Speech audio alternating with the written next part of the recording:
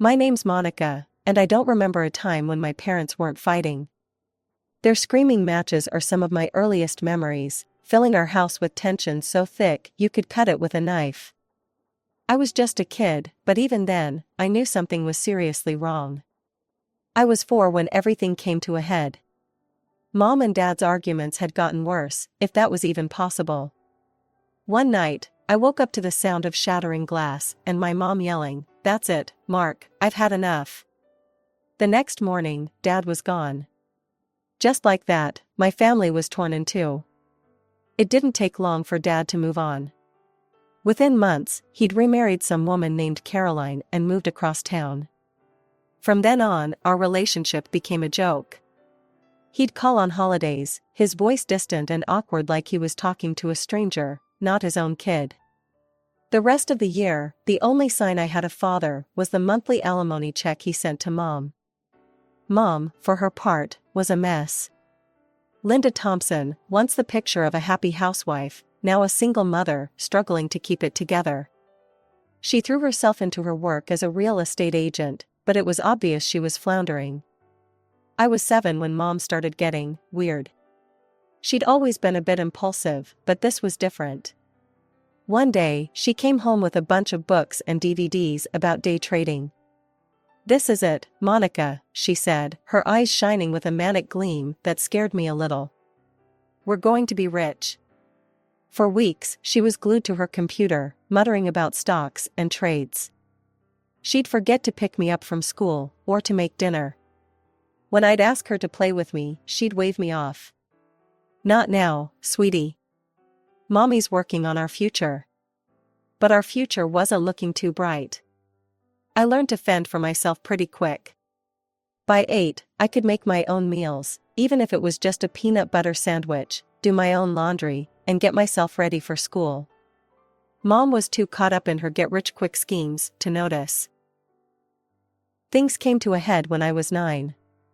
Mom burst into my room one day, her eyes wild with excitement. "I'm going on a trip to Bali. I've found someone who can help us, sweetie. He's going to show me how to unlock my luck chakra. This is going to change everything." I didn't know what a luck chakra was, but I knew it sounded like trouble. And just like that, I was shipped off to Aunt Rachel's, my mom's friend, while Mom chased her latest crazy scheme halfway across the world. For 6 long weeks, I lived with Aunt Rachel while Mom was off on her spiritual journey in Bali. Don't get me wrong, Rachel was great. She really tried to make things normal for me. "Come on, Monica," she'd say with forced cheerfulness every morning. "Time for summer camp." I'd drag myself out of bed, pretending to be excited about another day of crafts and organized fun while my mind was miles away, wondering what the hell Mom was doing on the other side of the world. Weekends with Rachel were better. We'd go to the zoo or the beach, and for a few hours, I could almost forget the mess my life had become. But then I'd catch her looking at me with pity in her eyes, and reality would come crashing back. When Mom finally came back, it was like she was a whole new person. Her eyes were bright, her smile wide, and she couldn't stop talking about positive thinking and manifesting wealth. "Monica, sweetie, our lives are about to change," she said, pulling me into a hug that smelled of incense and something else I couldn't quite place. "I've unlocked my true potential. You'll see." It started small. A lottery ticket here, a scratch card there. Mom would come home giddy with excitement over a $20 win, treating me to pizza and new clothes like we were millionaires. "See, Monica? The universe is rewarding us," she'd say, waving the ticket in the air like it was made of gold. I should have known it was too good to be true. Soon, the small bets weren't enough. That's when the casino trip started. The first time she went, she came home at dawn, reeking of cigarettes and cheap perfume, but grinning from ear to ear. "I won $500, she exclaimed, throwing a wad of cash on the kitchen table. "This is just the beginning, honey. Soon, we'll be living in a mansion." I forced a smile, but my stomach was in knots. Something told me this wasn't going to end well. As the weeks went by, Mom's trips to the casino became more frequent. Sometimes she'd win, coming home in a whirlwind of manic energy, talking a mile a minute about her system and how she'd cracked the code. But more often, she'd slink in quietly, her eyes red and puffy, smelling of booze and defeat.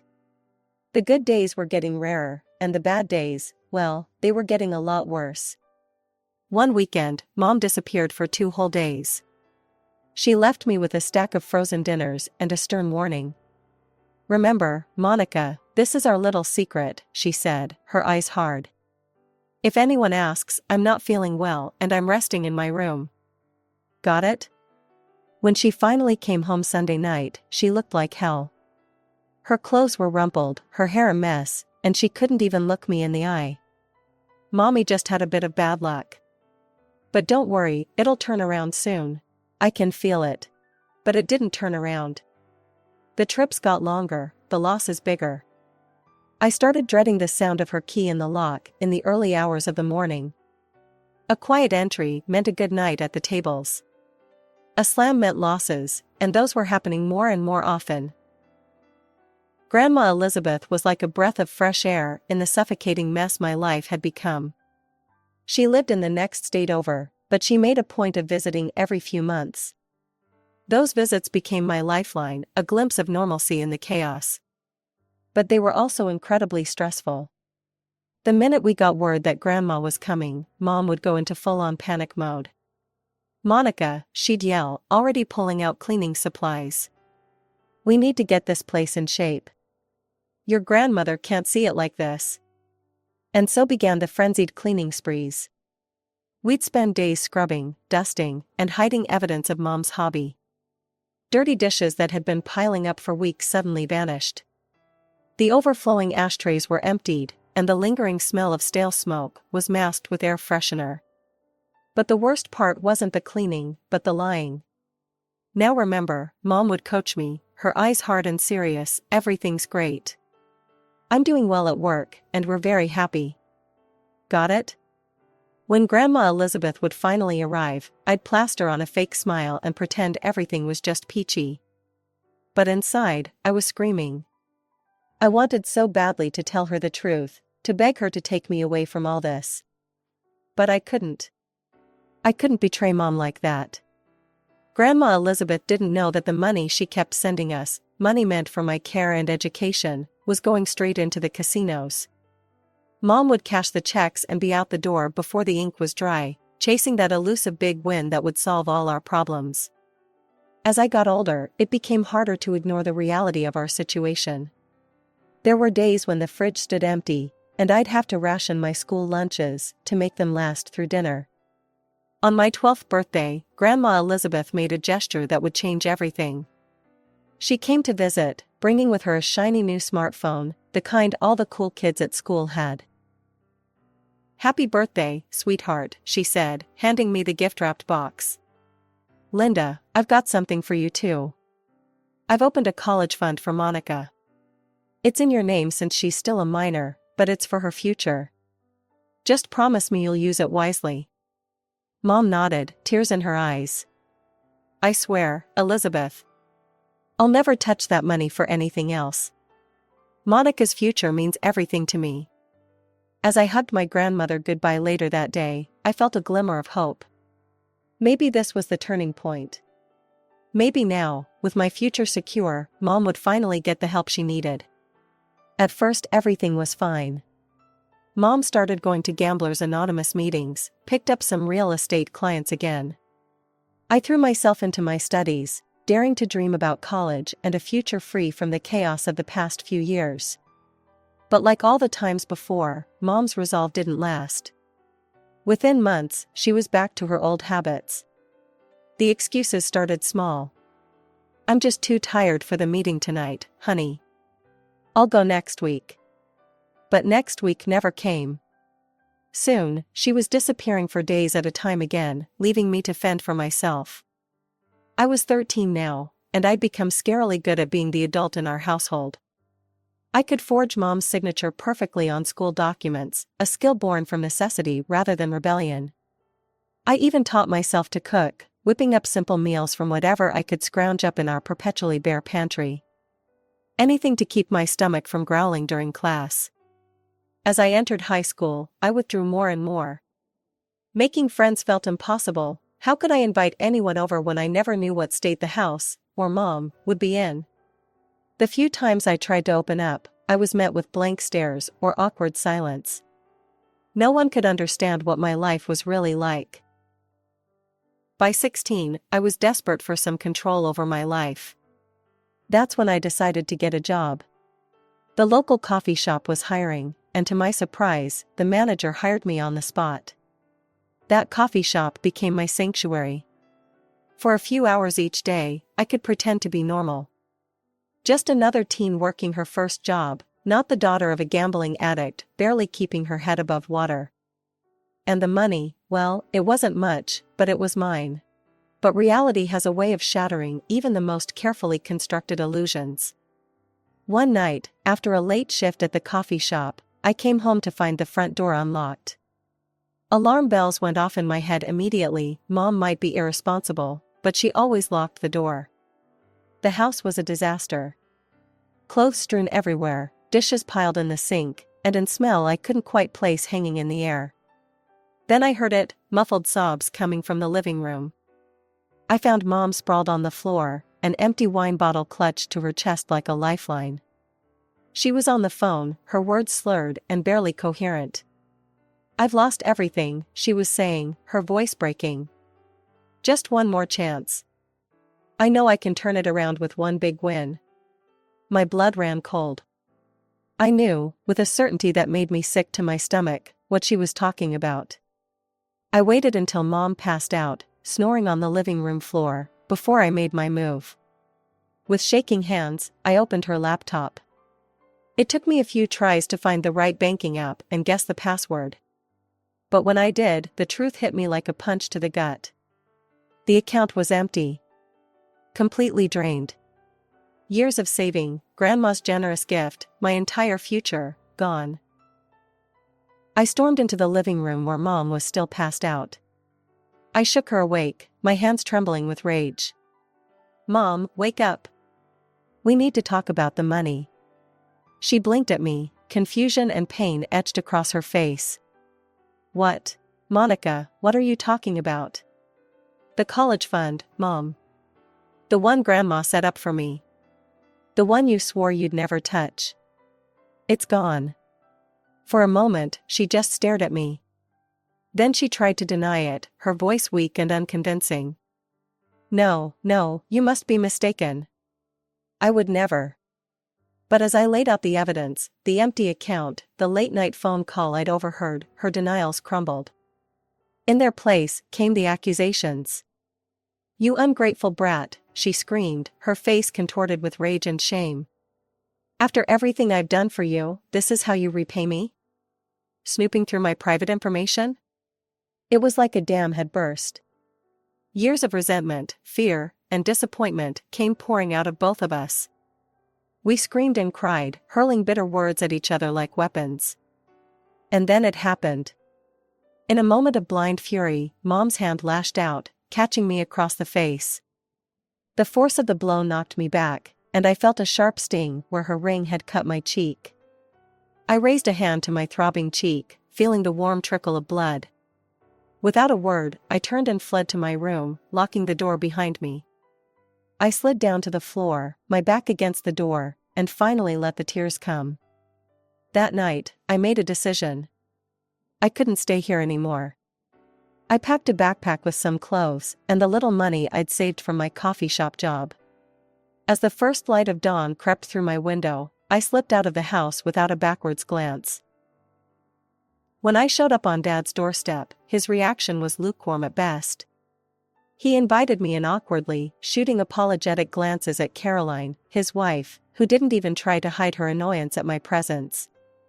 I poured out the whole story: Mom's gambling, the empty college fund, the fight. I watched Dad's face change from shock to anger and finally to a resigned weariness that made my heart sink. I spent that night in their guest room, feeling like an intruder in what should have been my second home. As I lay there, staring at the unfamiliar ceiling, I realized I'd been foolish to hope for rescue. My suspicions were confirmed the next evening when I overheard Dad on the phone with Mom. You need to come get her, Linda, he hissed, his voice low but clear through the thin walls. This isn't my problem. I'd been paying child support for years, that should have been more than enough to cover her education. I crept back to the guest room, my heart heavy with the final death of a hope I hadn't even realized I'd been clinging to. As I sat on the edge of the bed, I knew one thing for certain: I couldn't stay here. The next morning, I sat on the bus, my backpack clutched to my chest, watching the miles tick by. I was headed to Grandma Elizabeth's house in the next state over. It was a long shot, but it was the only shot I had left. My stomach churned with anxiety. What if Grandma turned me away too? What if Mom had already gotten to her with lies and excuses? I'd been let down so many times before, I wasn't sure I could handle another rejection. When I finally arrived at Grandma Elizabeth's house, my heart was pounding so hard I thought it might burst out of my chest. I stood on her porch for what felt like hours, trying to work up the courage to knock. But I needn't have worried. The moment Grandma opened the door and saw me standing there, her face went from shocked to concerned to fiercely protective in the span of seconds. "Monica, sweetheart, what are you doing here? Are you all right?" Before I knew it, I was wrapped in her arms, sobbing out the whole miserable story. The gambling, the lies, the empty college fund, the fight with Mom, Dad's rejection, all of it came pouring out in a flood of tears and broken words. Grandma listened to it all, her face growing stormier with each revelation. When I finally finished, she cupped my face in her hands, her eyes blazing with determination. "You're safe now, honey," she said, her voice firm and reassuring. "We're going to fix this. Together." Grandma Elizabeth wasted no time. She called her friend who was a lawyer, discussing terms like paternal rights and gambling that made my head spin. But mostly, she was preparing for the confrontation I knew was coming. When Mom finally arrived, summoned by Grandma's demands, I almost didn't recognize her. She looked small and defeated, nothing like the towering figure of my childhood. But the moment she opened her mouth, I realized some things hadn't changed at all. "Elizabeth, thank goodness you called," Mom said, her voice dripping with fake concern. "I've been so worried about Monica. She's been acting out, telling wild stories. I just don't know what to do with her anymore. I've tried my best, but she's been so difficult, so ungrateful." But Grandma Elizabeth wasn't buying it. Without a word, she opened her laptop and pulled up the bank statements showing the now empty college fund. "Would you care to explain this, Linda?" Grandma asked, her voice ice cold. The color drained from Mom's face as she stared at the screen. Her mouth opened and closed a few times, but no sound came out. It was like watching a balloon deflate. "I can explain," she finally stammered. "Things have been tough, and I just needed to borrow a little. I was going to pay it back." But her excuses were weak, and she knew it. I could see the panic in her eyes as she realized she wasn't going to be able to lie her way out of this one. And then, in a last desperate attempt to regain control, Mom's face hardened. "You know what? I don't have to explain myself to you. I'm Monica's mother. That money was in my name. I had every right to spend it how I saw fit." Grandma Elizabeth's eyes flashed with a fierce determination I'd never seen before. She leaned forward, her voice low and dangerous. "You're right about one thing, Linda. There's no legal document stating that money was exclusively for Monica's education. It was a trust placed in you, which you betrayed. But let me be clear about what I can do." Mom's smug expression faltered as Grandma continued. "That house you've been living in? The one you've neglected for years? I bought that as an investment property. And I'm selling it. Immediately." Mom's face went pale. "You can't do that. Where will we live?" "We?" Grandma raised an eyebrow. "There is no we, Linda. The proceeds from the sale will go towards Monica's education and setting her up with a small apartment near her chosen college." I felt a surge of hope, quickly followed by fear as I saw Mom's face contort with rage. But Grandma wasn't finished. "Furthermore, I'm suing for custody of Monica. Your gambling addiction, financial abuse, and that little physical altercation you had? All grounds for termination of parental rights." The room fell silent. I held my breath, watching Mom's face as the reality of her situation sank in. For the first time, I saw real fear in her eyes. What followed was a whirlwind of legal activity. Mom, faced with losing everything, fought back hard at first. She hired this slick lawyer who tried to paint me as some troubled teen and Grandma as a meddling old woman. But the evidence against Mom was overwhelming. My teachers came forward, talking about how my grades had slipped, how I'd sometimes come to school looking exhausted or hungry. My manager from the coffee shop testified about my work ethic, how I'd sometimes beg for extra shifts even when I was dead on my feet. With each testimony, I watched Mom shrink a little more in her seat. But the final blow came from an unexpected source. Mom's sponsor from Gamblers Anonymous broke the code of anonymity to testify. She stood up in court and laid it all out: Mom's severe addiction, her repeated relapses, her refusal to truly engage with the program. That was the moment Mom finally broke. As the sponsor spoke, I saw something crumble in Mom's eyes. When she took the stand, gone was the defiant, lying woman I'd known for years. In her place was someone small, broken, and finally, honest. "I have a problem," she admitted, her voice barely above a whisper. "I've hurt my daughter. I've betrayed her trust. I've ruined everything." As I watched my mother break down on the stand, confessing to years of addiction and neglect, I felt a strange mix of emotions. Part of me was relieved to finally hear her admit the truth. Part of me was angry that it had taken this long, that it had to come to this. And part of me, a part one wasn't proud of, felt a grim satisfaction seeing her finally face the consequences of her actions. But mostly, I felt tired. So incredibly, bone-deep tired. As Mom's sobs echoed through the courtroom, I closed my eyes, hoping that somehow, some way, this nightmare was finally coming to an end. The judge's gavel came down with a finality that echoed through the courtroom. In the matter of custody for Monica Thompson, the court rules in favor of Elizabeth Thompson. Linda Thompson's parental rights are hereby terminated. Dad was given a chance to step up, to fight for custody, but he didn't even show up to the hearing. His lawyer simply stated that Mark Thompson would not be contesting Elizabeth's guardianship.